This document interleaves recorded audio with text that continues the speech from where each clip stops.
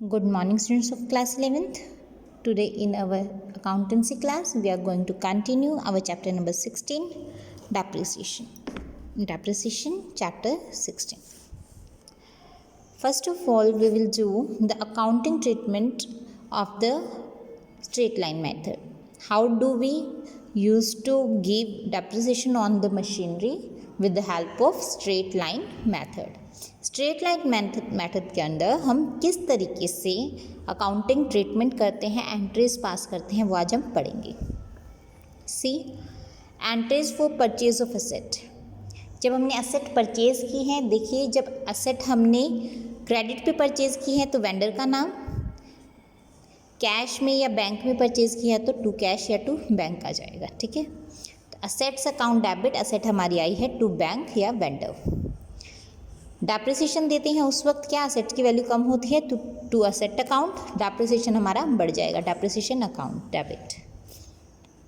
वहीं जब हम एसेट को सेल कर देते हैं तो पैसा जितना आता है वो bank account to asset account, क्योंकि एसेट हमारी जा चुकी है. लॉस होता है सेल पर, एसेट हमने सेल की है, उस वक्त profit and loss account debit to asset account. Statement of profit and loss भी दिया हुआ है. देखिए दोनों एक ही बात है. फ़र्क क्या है, कंपनीज़ के केस में हम statement of profit and loss बनाते हैं, अदर ऑर्गेनाइजेशंस के केस में प्रॉफिट एंड लॉस अकाउंट. ठीक है, प्रॉफिट होता है एसेट को सेल करने पे तो इसकी अपोजिट एंट्री हो जाएगी, assets account debit to profit and loss account. Okay, simple entries हैं. Illustration number 1. On 1 April 2015 Atul glass limited है, उसने एक मशीनरी परचेज की 90,000 की. 6,000 उसने मशीनरी पे स्पेंड किए कैरेज पर और 4,000 उसकी इरेक्शन, उसको रखवाने के, उसको सीधा करने के, या मतलब कुछ भी छोटी मोटी गड़बड़ है उसको इंस्टॉलेशन पे, उस पर उसने 4,000 रुपये खर्च किए. कैरेज मीन्स जहाँ पर मशीनरी परचेज की है to the point of it use, वहाँ तक जो कैरेज का फ्राइट का खर्चा है, ठीक है, वो 6,000 आया और उसको लगवाने के कितने खर्चा आया है 4,000 रुपये. तो टोटल कितने की पड़ी हमारी मशीनरी, 4,000 प्लस 6,000 प्लस 90,000, कितना हो गया 10,000. On the date of purchase it was estimated that the effective life of the machinery will be 10 years. Machinery की लाइफ कितनी है बेटा इसमें 10 ईयर्स. ठीक है, 10 साल के बाद उसकी स्क्रैप वैल्यू हमें गिवन है 20,000 रह जाएगी. तो हमें इसका फॉर्मूला पता है. डेप्रिसिएशन हम कैसे कैलकुलेट करते हैं, annual depreciation will be calculated as cost of asset minus scrap value divide by estimated life asset. Cost कितनी है 1 लाख. 1 लाख कैसे आई, 90,000 में 6,000 और 4,000 ऐड किया, we will get an amount of rupees 1 lakh. 20,000 is the scrap value. We will deduct it from the cost of asset and divide the whole amount with the estimated life of asset, that is 10 year. Okay, we will get 1 lakh minus 20 will be 80,000 divided by 10, 8,000. So we will have a depreciation of rupees 8,000 per year. So here on 1st April to bank account 90,000, to bank account expenses you can write here carriage, to bank account erection expenses 4,000, total is 1 lakh. At the last of the year by depreciation account हम इस पर depreciation लगाएंगे 8,000 का. ये 8% निकालना बेटा ज़रूरी नहीं है. ठीक है, हमें जिस depreciation का अमाउंट चाहिए था स्ट्रेट लाइन मेथड में हमें वो मिल गया है.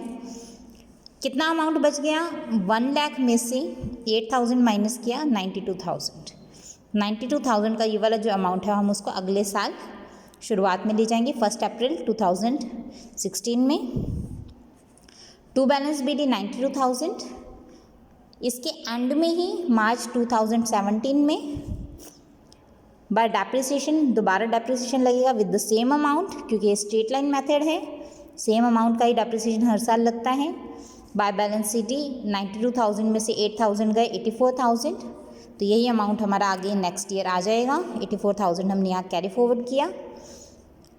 अब 8,000 again depreciation bye depreciation account, क्योंकि मशीनरी की वैल्यू कम हो रही है, बाय बैलेंस सीडी 84,000 में 8,000 गए 76,000। नेक्स्ट ईयर स्टार्टिंग में हम फिर ले आए 76,000 का बैलेंस, अगेन हमने डेप्रिसिएशन लगाया, ठीक है।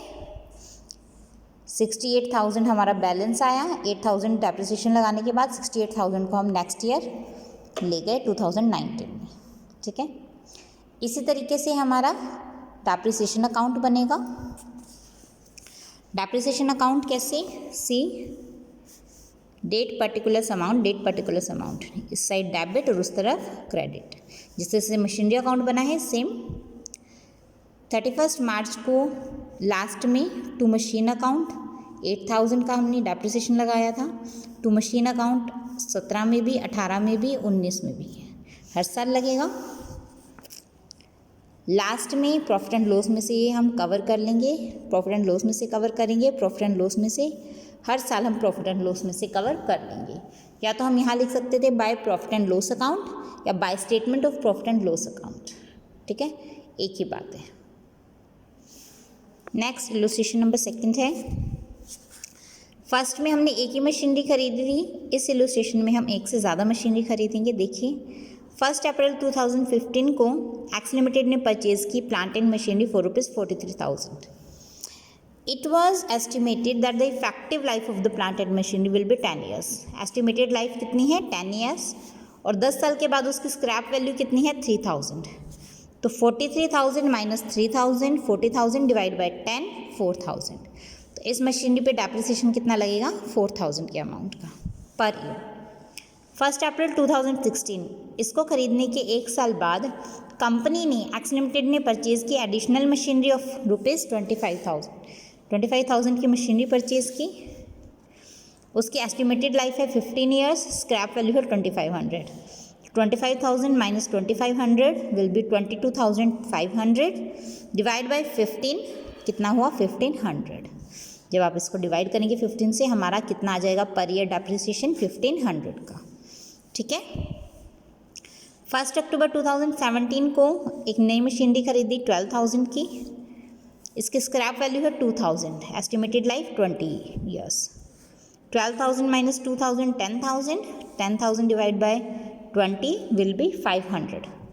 तो इस पे देखिए 1 अक्टूबर से लेके 31 मार्च 2018 तक डेप्रिसिएशन लगेगा, मीन्स 6 महीने का लगेगा। शुरुआत में कितना हो जाएगा, वैसे 500 रुपये हैं पर साल लग रहा है, पर ईयर लग रहा है, लेकिन हम जब 6 महीने का लगाएंगे तो आधा लगाएंगे, तो 250 हमारा पहले साल में लगेगा 2017-18 में।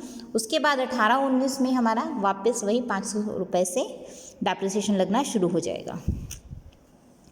प्लांट और मशीनरी अकाउंट बताना है 31 मार्च 2019 तक का। डेप्रिसिएशन स्ट्रेट लाइन मेथड से प्रोवाइड किया जा रहा है। अकाउंट्स 31 मार्च को सब बंद हो रहे हैं, ठीक है। सिर्फ हमें इसमें प्लांट एंड मशीनरी अकाउंट ही बनाना है, सिंपल है। 1 अप्रैल को टू बैंक अकाउंट 43,000, डेप्रिसिएशन लगा है 4,000, बैलेंस 43 में से 4 गए 39,000।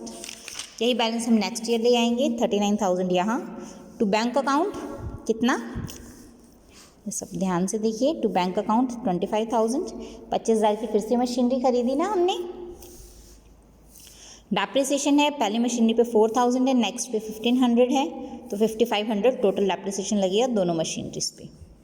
बैलेंस 39,000 में से 4,000 गए 35,000, 25,000 में से 1,500 गए 23,500 रुपीज़, और इन दोनों का टोटल 58,500। सेम अमाउंट हमारा नेक्स्ट ईयर आ जाएगा 1 अप्रैल 2017 को।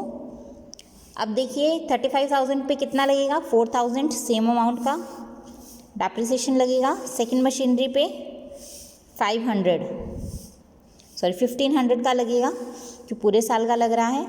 नेक्स्ट पे जो हमने मशीनरी 12,000 की खरीदी है, इस पर डेप्रिसिएशन आ रहा था 500 का, बट 6 मंथ्स के लिए इस पर जो डेप्रिसिएशन लगेगा वो लगेगा 250 रुपीज़, तो वो हमने यहाँ ट्रांसफ़र कर दिए। तो टोटल डेप्रिसिएशन है 5,750, और ये वाला बैलेंस हम आगे ले जाएंगे। देखिए जब बैलेंस हम सबका निकालेंगे तो कैसे निकलेगा, 35,000 में से 400 गए, सॉरी 4,000 गए 31,000, 23,500 में से 1,500 गए 22,000, वहीं 12,000 में से 250 गए 11,750 रुपीज़, और इन सब का टोटल 64,750।